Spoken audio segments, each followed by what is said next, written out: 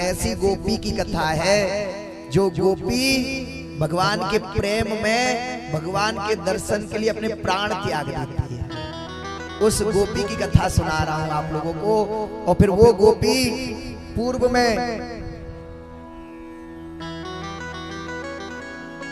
वही गोपी जब मृत होकर के फिर दूसरे जन्म में आती है, उस गोपी की कथा है। वही गोपी बड़ी सुंदर कथा है। जब वृंदावन में कन्हैया को जन्म है गयो, तो आज उस वृंदावन में कोई भी गोपी आती है तो गोपियों की मैया क्या कहती हैं जानते हैं? जैसे किसी कन्या का विवाह होता है तो माँ जब विदा करती है तो माँ अपनी बेटी से एक शब्द कहती है, बेटी आज तक तो हमने तेरी सेवा की, आज तक हमने तुझे पढ़ाया लिखाया, इतना बड़ा कर दिया। मंडप के नीचे जब कन्यादान करती है ना माँ और पिता, और बेटी बैठी रहती है सामने और बेटी के हाथ पीले कर रहे होते हैं ना माता पिता, तो उस समय क्या कहते हैं गीत गाते गाते या आंसू बहाते बहाते कि बेटी आज तक तो हमने तुझे पाला पोसा बड़ा कर दिया, और आज हम तुझे सौंप रहे हैं किसी दूसरे को। हमसे कोई गलती हुई हो तेरे पालने में, तेरे पोषण में, तो हमें क्षमा कर देना। ये माता पिता कहते हैं।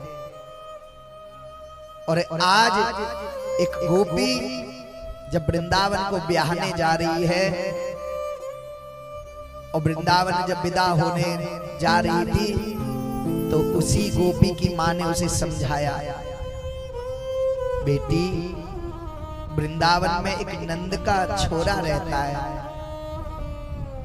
एक नंद है और नंद का एक छोरा रहता है जिसका नाम कृष्ण है। तुम जा तो रही हो बेटी, लेकिन इतना याद रखना कि अपने पति के अलावा तुम उसकी तरफ कभी मत देखना, कभी भी मत देखना उसकी तरफ। बहुत छलिया है वो, एक पल में छल लेता है सबको, अपना बना लेता है सबको। इसलिए बेटी कभी भी कृष्ण की तरफ मत देखना, कभी कृष्ण को अपने पास मत आने देना। माँ ने जब कहा तो गोपी ने सोचा शायद कृष्ण कोई ऐसा होगा जो ऊधम करता होगा, जिसके गुण अच्छे नहीं होंगे, इसीलिए तो माँ कह रही है कि उस नंद के लाला से दूर रहना। यहाँ कृष्ण के सखाओं में मधुमंगल, तोष, श्रीधामा, मनसुखा, धनसुखा, और एक सखा और है सुंदर, जिसका नाम था सुंदर। और उसी सुंदर का ब्याह होने गया उस गोपी से। जब गोपी की माँ ने विदा किया तो कह दिया, गोपी बस नंद के लाला ते दूर रहिए, बेटिया नंद के लाला ते दूर रहना।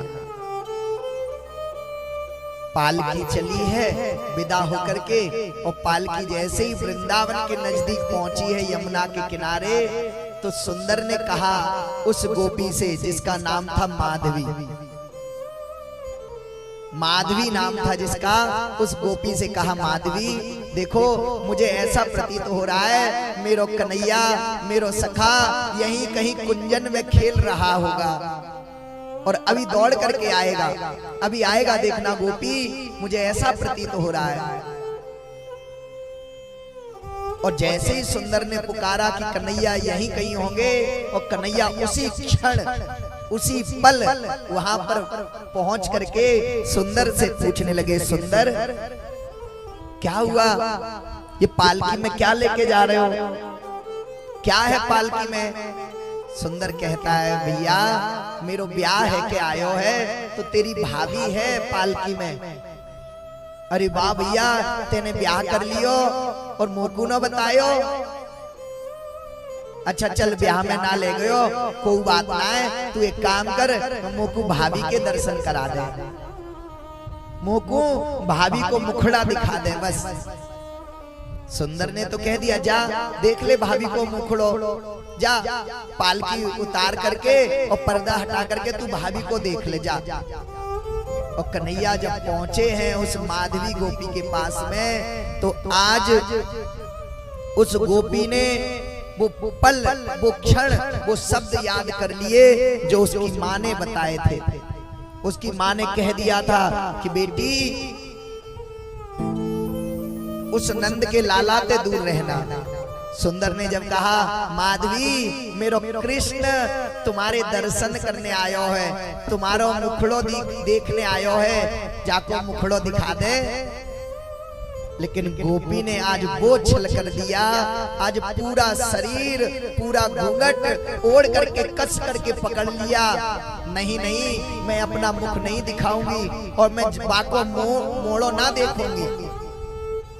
मेरी मैया ने मना किया है कि नंद के लालाते दूर रहनो है। आज इस गोपी ने भगवान के कहने पर भाभी जरा मुख दिखा दे, भाभी अपनो मुखड़ो दिखा दे।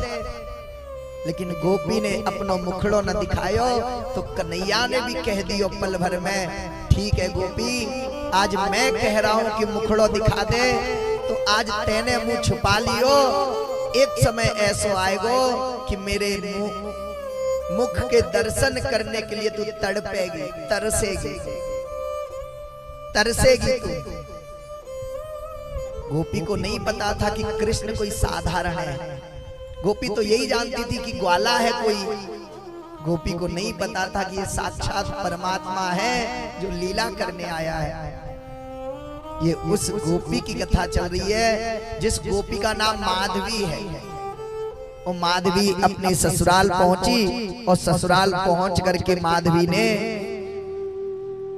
आज अपनी सास ससुर की सेवा करने लगी। और एक दिन सास ने कहा चल माधवी मैं तो को यशोदा ते आशीर्वाद दिलवा के लाती हूँ।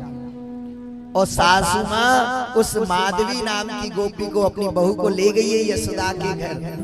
और यशोदा को जाकर के प्रणाम करायो, यशोदा ए यशोदा रानी मेरी बहू है, जाको आशीर्वाद दो, अभी नई नई बहू आई है।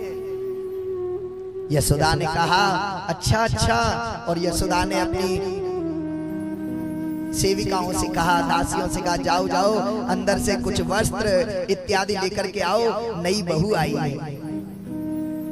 और यशोदा को प्रणाम किया। और यशोदा को प्रणाम करके जैसे ही यशोदा ने कहा अरे ओ कनुआ, ए कन्हैया, कन्हैया, कन्हैया ने कहा हाँ मैया, अरे देख तेरे सखा सुंदर की बहू आई है, देख तो आकर के, अरे जाको प्रसाद दे दे। कन्हैया समझ गए और कन्हैया ने उसी क्षण कहा अच्छा सुंदर की बहू आई है। कन्हैया छुप करके बैठ गए, ना मैया आज मैं जाको अपना मुख ना दिखाऊंगा, मैं अपना मुख नहीं दिखाऊंगी। गोपी के मन में आया कि जो मेरा मुख देखने के लिए तरस रहा था आज वो मेरे समक्ष नहीं आया। ऐसा क्या है कृष्ण के अंदर जो मेरा मुख देखने नहीं आया। अब गोपी के मन में एक लालसा बढ़ने लगी कि कृष्ण कौन है। मेरी माँ ने क्यों मना किया देखने के लिए, मेरी माँ ने क्यों कह दिया कि कृष्ण को मत देखना, कृष्ण के पास मत जाना, कृष्ण से बात मत करना, क्यों कहा मेरी माँ ने ऐसा। अब गोपी के मन में वही लगन लग चुकी है। और गोपी जब अपने घर में काम करती है, काम करते करते हर पल बस कृष्ण कृष्ण कृष्ण का भाव सोचती रहती है। बस कृष्ण का ही ध्यान आता है उस गोपी को हर पल। अड़ोसन पड़ोसन आकर के जब कृष्ण की बातें करती हैं, सखी पता है आज कन्हैया ने मेरी मटकी फोड़ दी। तो गोपी के मन में, माधवी के मन में भाव आ जाता है ये कृष्ण के प्रति इतना प्रेम है गोपियों का, इतना प्रेम करती हैं ये गोपियां, तो मेरी माँ ने मुझे मना क्यों किया है, क्यों किया है मेरी माँ ने मना। और आज गोपी प्रेम में विह्वल होने लगी।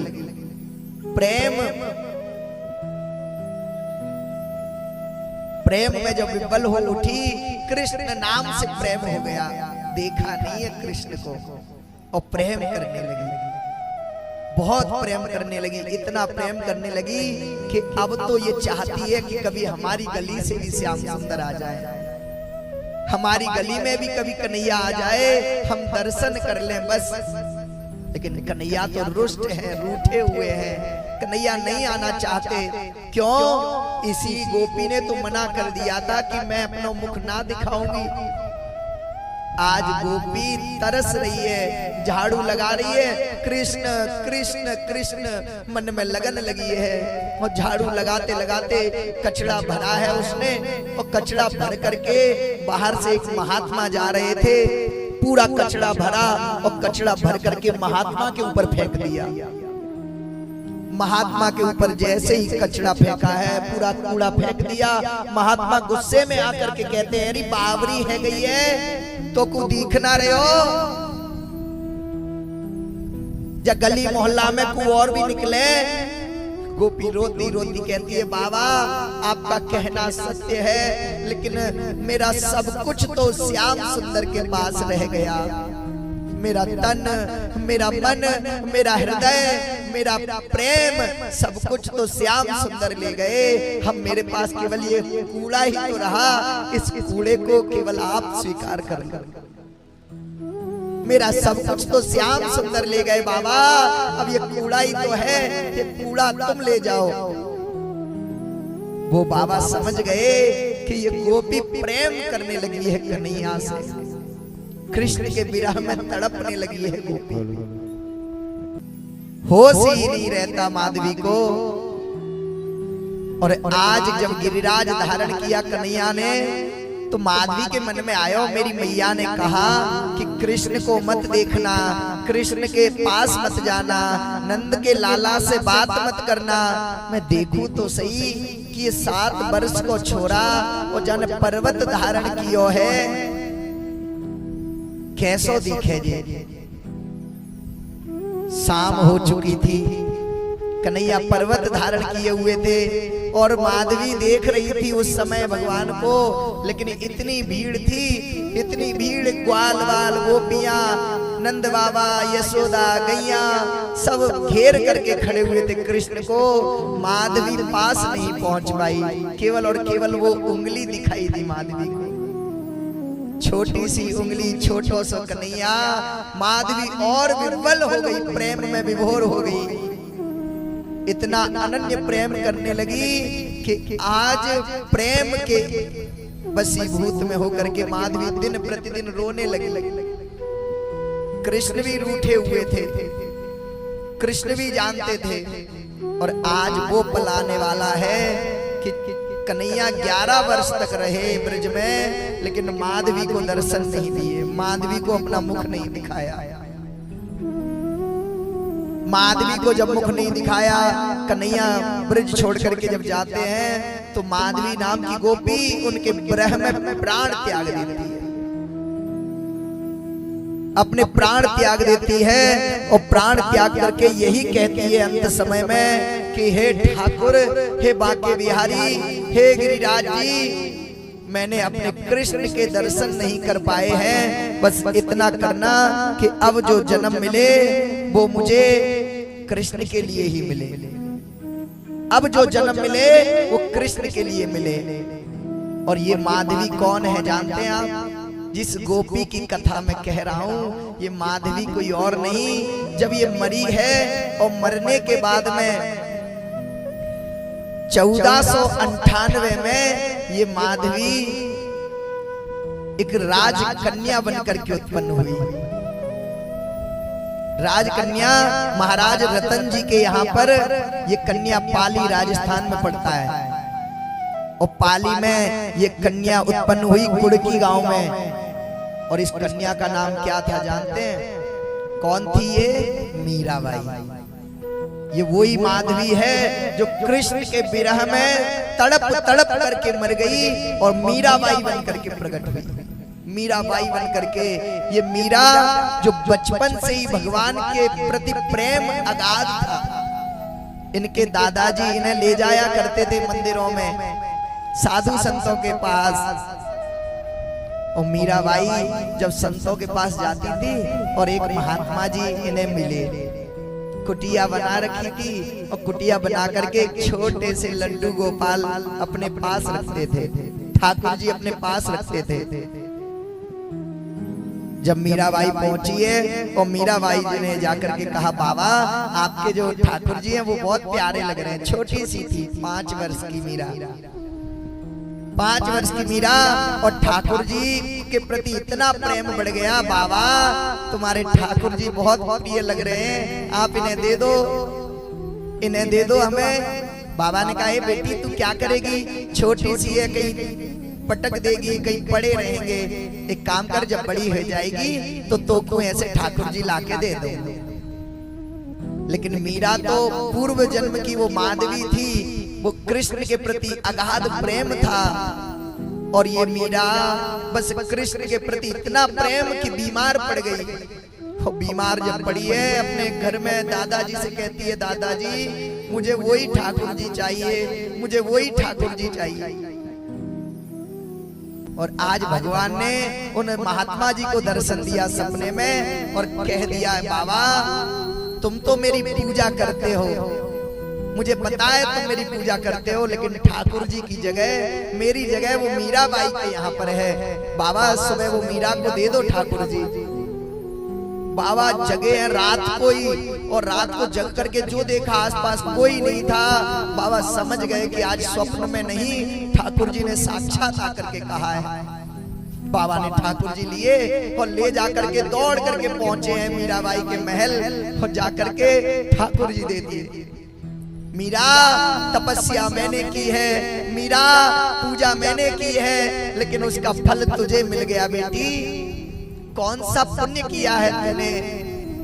अब कौन बताए कि ये मीरा वही गोपी है, ये वही माधवी है जो वृंदावन में ठाकुर जी के लिए तड़प तड़प करके मर गई। और आज मीराबाई ने वो ठाकुर जी रख लिए और बस एक ही भजन गाया करती थी, जिसके सिर पर मोर मुकुट मेरो पति सोई। वही कहानी भी कैसे आई, क्यों पति बनाया? एक दिन अपनी दादी से पूछ रही थी, दादी ये गुड्डा गुड़ियों का खेल क्या होता है, ये राजा रानी का विवाह क्या होता है? मुझे भी विवाह करना है मैया, दादी मोको भी विवाह करना है। दादी ने कहा, तू ब्याह करेगी, छोटी सी तो है। नहीं नहीं दादी मोको ब्याह करना है।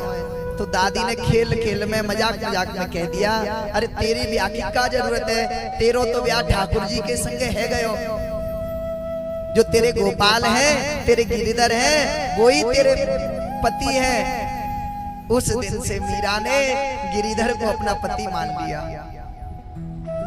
पति मान लिया मीरा ने। और मीरा इतना पागलपन में, इतना मस्ती में छा गई कि अब तो मीरा भजन गाती रहती और ठाकुर जी की सेवा करती रहती। कहते हैं ना, जब प्रेम हो जाता है तो प्रेमी को लोग पागल कहने लगते हैं।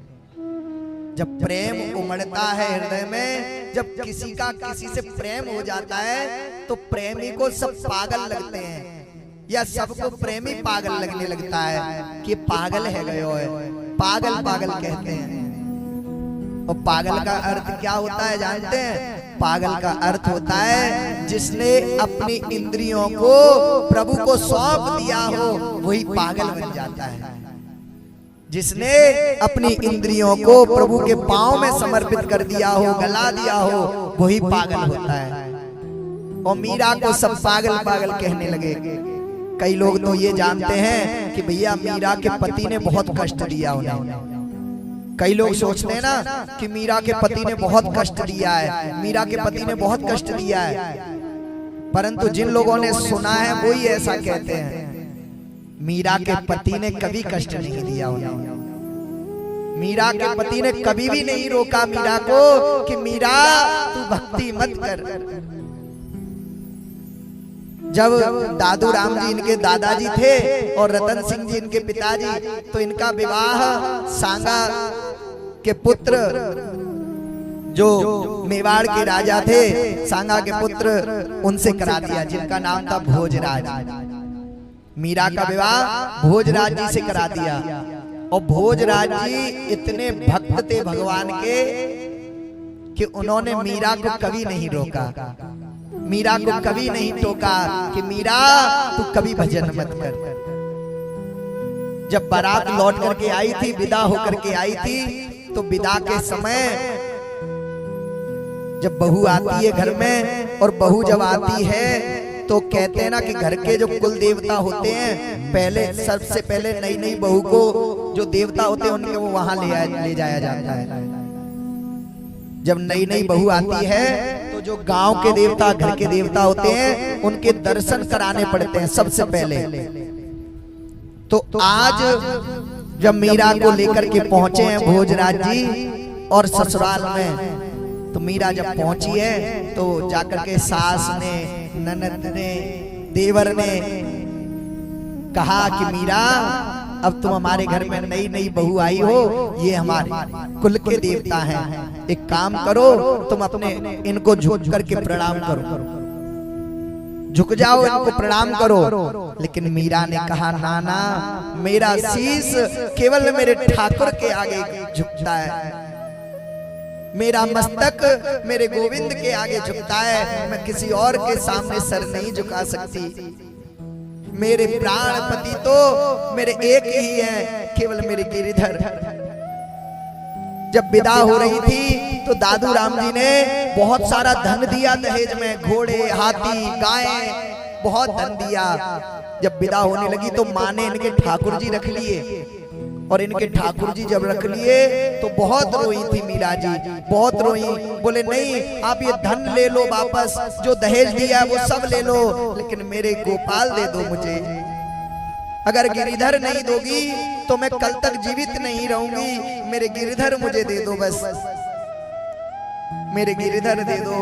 तब मीरा जी गिरिधर लेकर के गई हैं, और आज जाते से ही ससुराल वालों से इन्होंने इतना द्वेष पा लिया प्रेम के प्रति।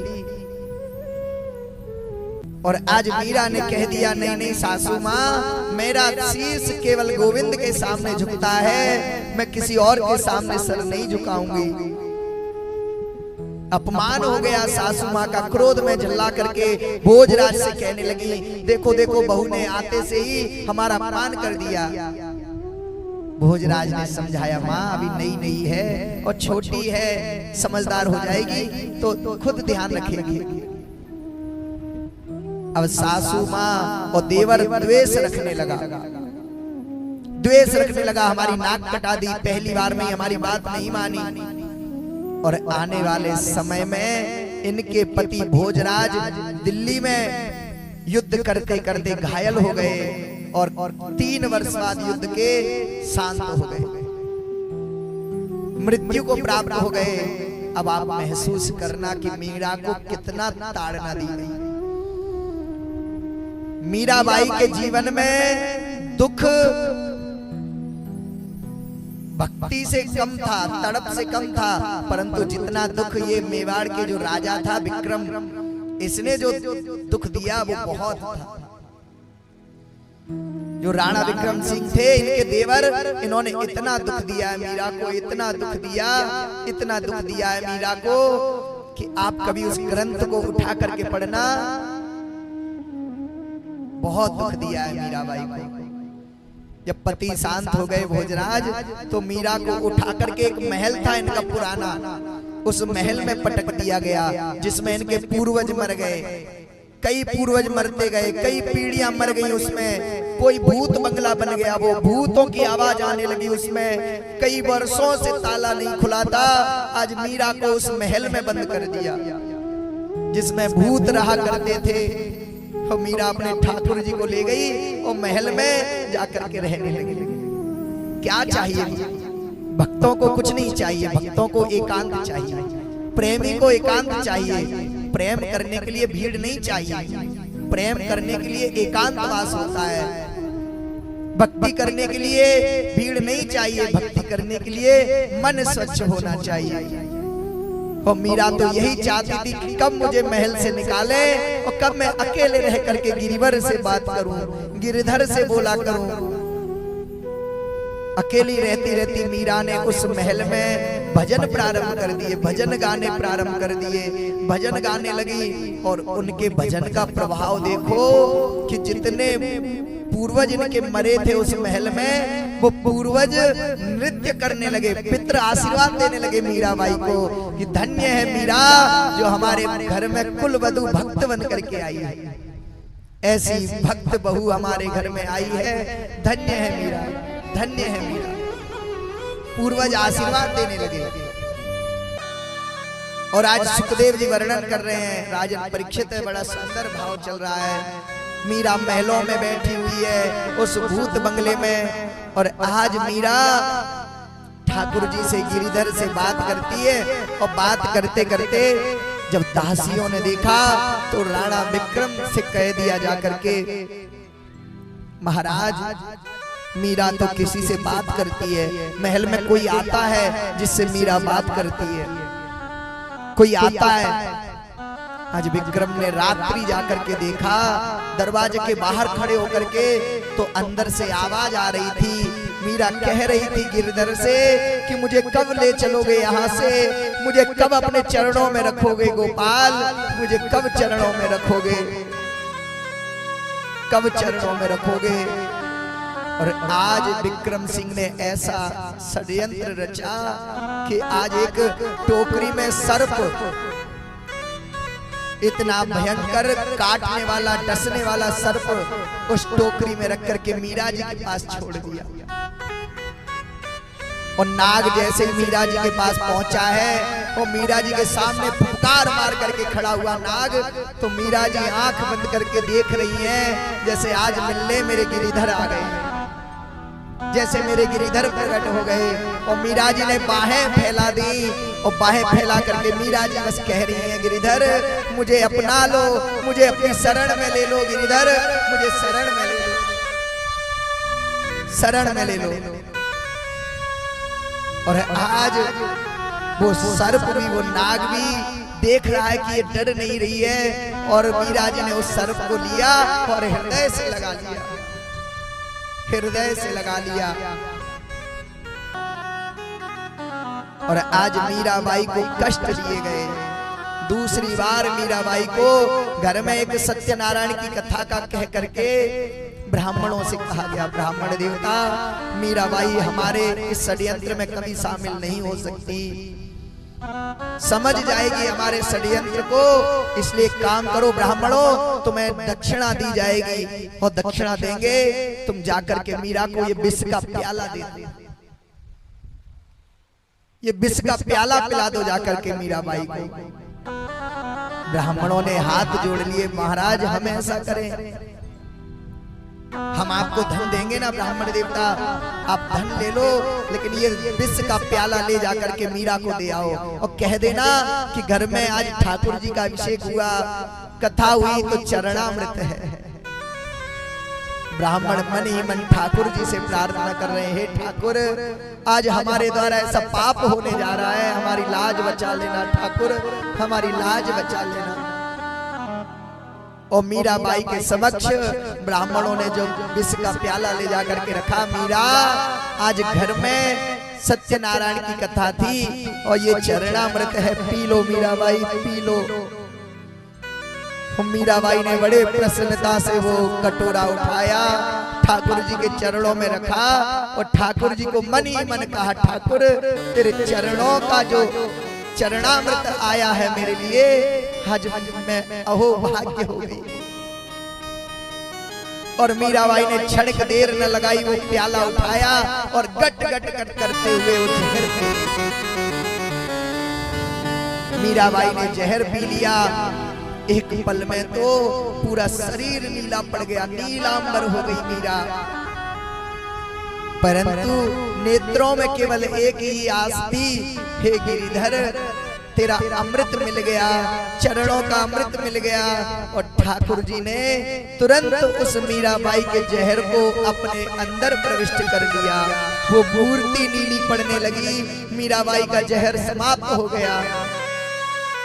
भगवान अपने भक्तों की रक्षा करने के लिए किसी भी रूप में आ जाता है, ना जाने किस भेष में नारायण मिल जाए। और आज मीराबाई को जहर के प्याले से भी बचा लिया ठाकुर जी। आज रात्रि मारने की तैयारी कर रहे हैं, विक्रम सिंह मेरी नाक कटा दी है। मीराबाई बाहर जा जा करके मंदिरों में नच रही है, संतों के साथ नच रही है, संतों के साथ में नाचने लगी, जा रही है, विरक्त बन चुकी है और अपने घर की इज्जत बचाने के लिए आज मीराबाई को मारना चाहते हैं। घर की इज्जत बचाने के लिए मीराबाई को मारने का षड्यंत्र रच लिया इन्होंने। आज रात्रिकालीन जैसे ही सोएगी और हम सरोवर में फेंक देंगे। और उसी क्षण एक दासी ने जाकर के कह दिया, जो मीरा से बहुत प्रभावित थी, मीरा आज रात को तू निकल जाए यहाँ से, नहीं तो ये लोग तुझे आज रात्रि मार देंगे। और मीराबाई रुदन करती हुई अपने पति का स्मरण करते हुई उसी रात्रि में निकल गई और निकल करके पहुंच गई वृंदावन। इसी वृंदावन में प्राण त्यागे और उसी वृंदावन में ठाकुर जी ने पुनः बुला लिया। बोलिए भक्तवत्सल भगवान की जय हो। और मीराबाई पुनः वृंदावन पहुंची हैं और वृंदावन में भजन गाते गाते किसी ने कह दिया कि मीरा अब तो वृंदावन में ठाकुर जी नहीं है, द्वारिकापुरी में है। कई दिनों तक वृंदावन में रही और वृंदावन से फिर पहुंच गई है द्वारिकापुरी।